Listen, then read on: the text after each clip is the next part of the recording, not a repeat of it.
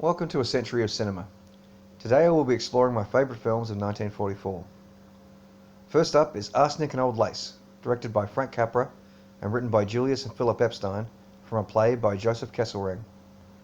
It stars Cary Grant as well-known writer Mortimer Brewster, who, due to his infamous negative opinion of marriage, is trying to secretly wed his girlfriend Elaine, played by Priscilla Lane.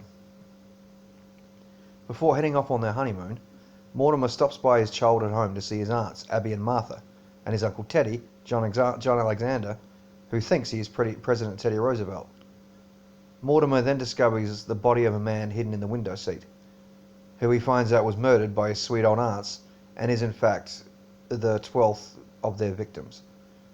Matters are further complicated by the sudden arrival of Mortimer's criminal brother Johnny, who resembles Boris Karloff. Karloff even portrayed Johnny in the stage version, yet here is played by Raymond Massey. He is accompanied by his alcoholic plastic surgeon Dr. Einstein, Peter Lorre. Johnny also has a corpse with him which he is trying to hide. Mortimer then has to deal with his crazy family. This is possibly the best comedy of the era. Cary Grant is a riot all the way through, exhibiting excellent physical comedy and perfectly delivering some hilarious lines. Insanity runs in my family. It practically gallops. Practically the entire cast is perfect, but for me, the highlights other than Grant would be John Alexander's scene-stealing Teddy and Peter Lorre as Dr. Einstein. He's such a little weasel, but he's hilarious. I've never seen or read the play, but I would not be surprised if the Epsteins improved on it substantially, just as they did with Casablanca, because the screenplay is excellent.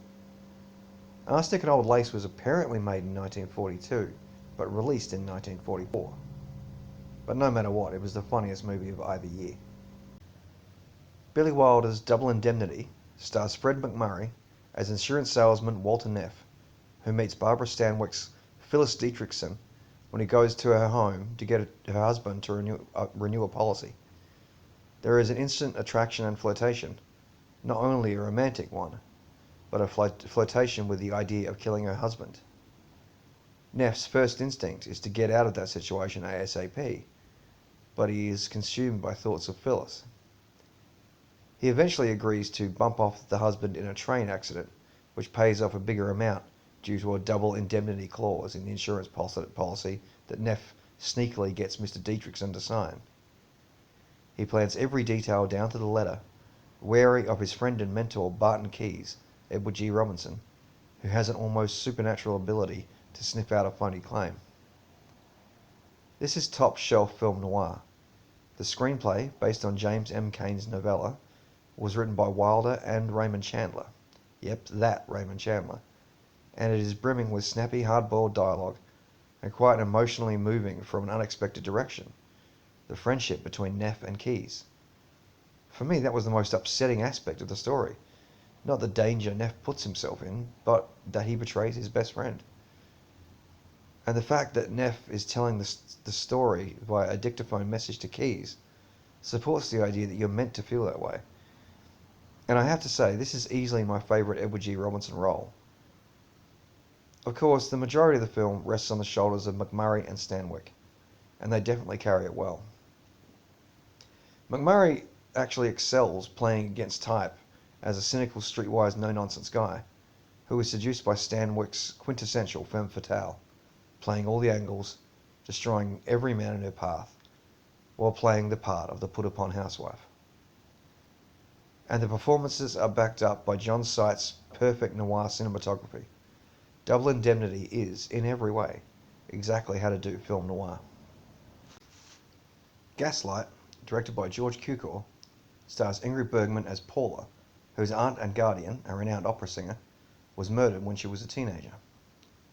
She moves to Italy to study opera, meets Charles Boyer's Gregory Anton, and they marry. He convinces her to move back to the house where her aunt was murdered and proceeds to control every aspect of her life and make her believe she's going insane. You see, this is why it's called gaslighting when someone does that.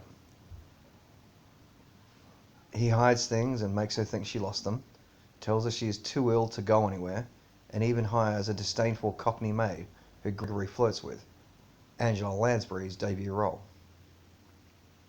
A Scotland Yard detective, Brian Cameron, played by Joseph Cotton, notices Paula's resemblance to her aunt, and also gets a bad feeling about Gregory, prompting him to quietly investigate, which leads to the truth about Gregory and why he is tormenting Paula.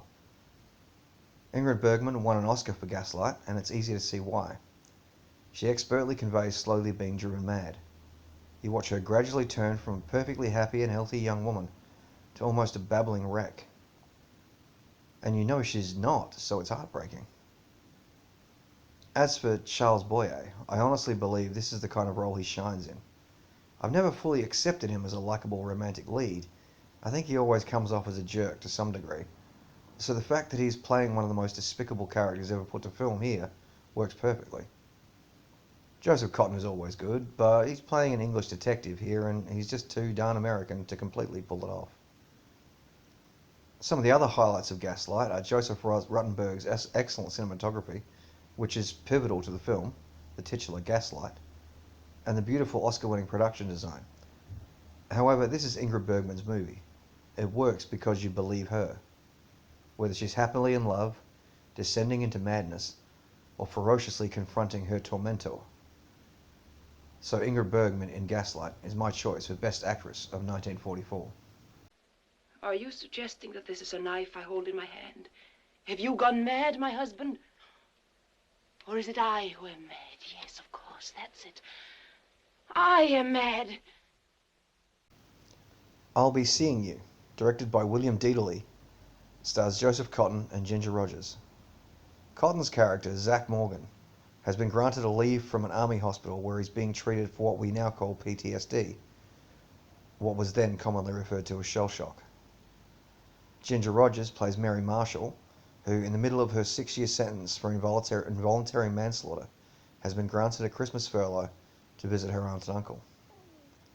The two meet on the train, spark up a conversation, and agree to see each other again. They become close very quickly, and Zach reveals the truth of his situation, but Mary worries that Zach won't understand hers. This is exacerbated by her cousin Barbara, a teenage Shirley Temple, who, albeit somewhat subtly, makes Mary feel like she is tainted. Zach and Mary fall in love and they both seem to forget their troubles for a time.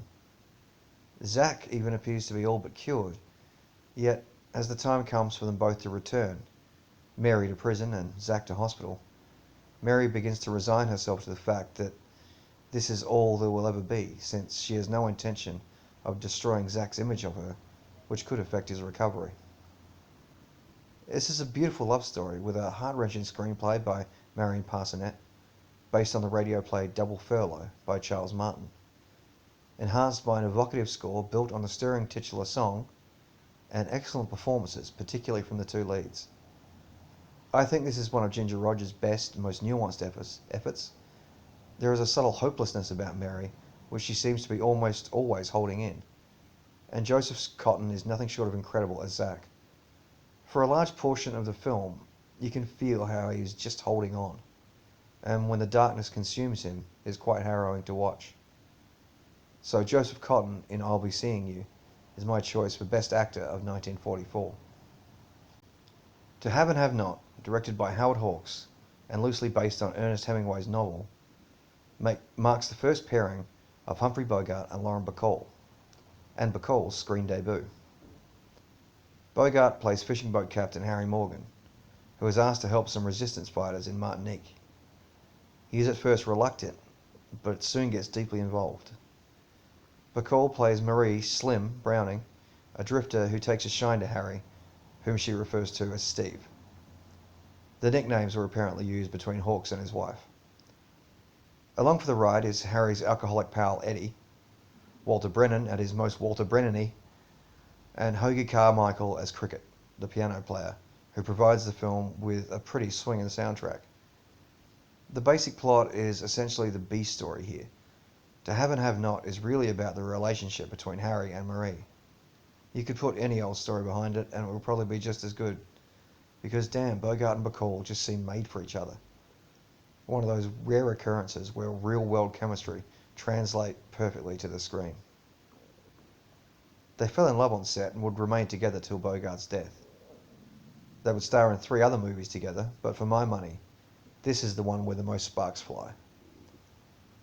Bacall was only 19 when she made To Have and Have Not, but she's 19 going on 35, and there is never the slightest hint of the sizable age gap between her and 45-year-old Bogart being any kind of issue. They just work. In fact, Lauren Bacall makes every other one of Bogart's previous leading ladies seem totally wrong for him. I know I've gone on about practically nothing other than Bogart and Bacall here, but that's the main thing I love about To Have and Have Not. I've talked about best duos before, but they take the cake. What'd you do that for? Been wondering whether I'd like it. What's the decision? I don't know yet.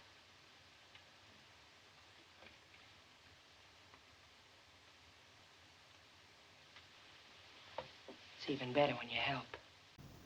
Finally, it's Otto Preminger's Laura. Dana Andrews stars as Detective Mark McPherson, who is tasked with investigating the murder of Laura Hunt, played by Gene Tierney. Over the course of the investigation, he meets renowned writer Waldo Lydecker and acerbic Clifton Webb, who mentored and loved Laura, as well as Laura's playboy fiancé, Shelby Carpenter, Vincent Price, who is adored and supported by the wealthy Anne Treadwell, played by Judith Anderson. And each seems to have some kind of motive for killing Laura.